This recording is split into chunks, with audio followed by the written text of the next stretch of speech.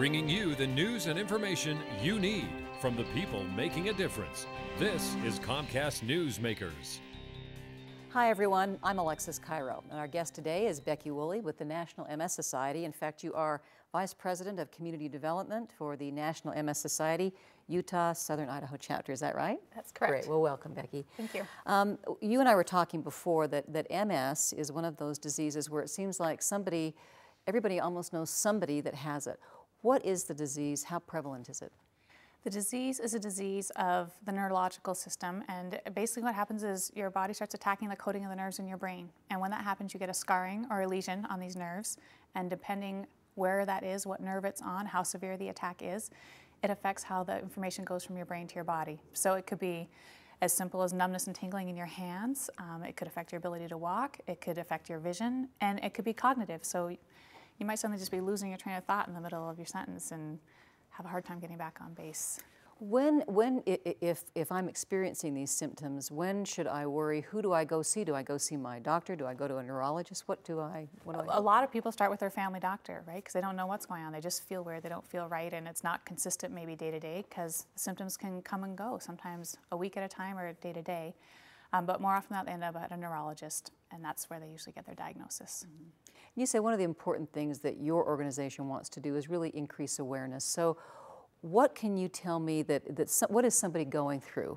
What are they experiencing? If I have a friend or a relative, is there something I can do as a friend or caregiver? You know, I think the best thing you can do is ask them personally, because everybody's experience with MS is different. Sometimes fatigue is the biggest symptom, and you're like, what happened to my friend? She used to be so much fun. Mm-hmm. Now she doesn't want to do anything. And understanding what they're going through. If it's cognitive issues, like they didn't just become a space cadet, something serious is happening upstairs. And so I think it's talking to them and understanding really what they're going through day to day. You said there's no actual hard data that show that Utah has a higher than average number of cases, but there is an indication that it's high here. It's high in Utah. Mm-hmm. Is that right? What kind of information do you have to kind of? Well, we know they're doing big research studies on vitamin D. We know the further away people are from the equator, the higher the prevalence rate of MS. Utah's got a classic Northern European descent here of people. Our neurologists think that as many as 1 in 300 people are diagnosed with MS. Mm-hmm. My goodness. And what kind of, a couple things, treatment and research that you think are promising now? Well, I think what's most promising is that there are treatments. 20 years ago when people got diagnosed, there were none.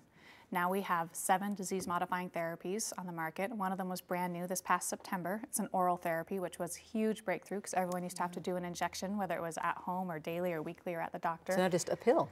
Now just a pill. Lots of research still to be done on it, but it is available for people that may not be able to take some of the other medications out there. We also have a new symptomatic therapy that is also oral and helps people with walking, and that was brand new in 2010.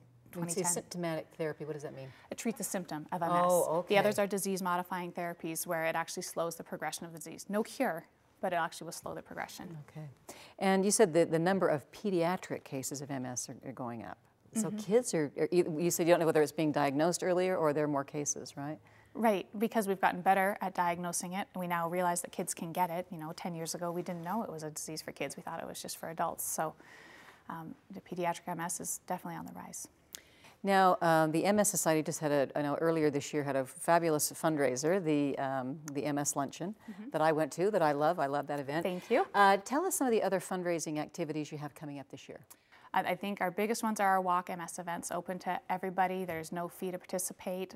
It's a chance for everyone to kind of just come together in their community. Happening in Salt Lake, April 30th, April 30th, I'm sorry. That's all right. April 30th. Okay, and how long is the walk? And the walk is a 3-mile loop. It starts at the Gateway and goes up to Warm Springs Park and back. We have our Bike MS event, which is our premier fundraising event, raising over $1.5 million. Takes place June 25, 26, and we're premiering a new event called the Mud Run this year, August 13th at the Miller Motorsports Park. We will watch for that. Thank you. Thank you so much for being with us. Our guest today has been Becky Woolley with the National MS Society. I'm Alexis Cairo with Comcast Newsmakers.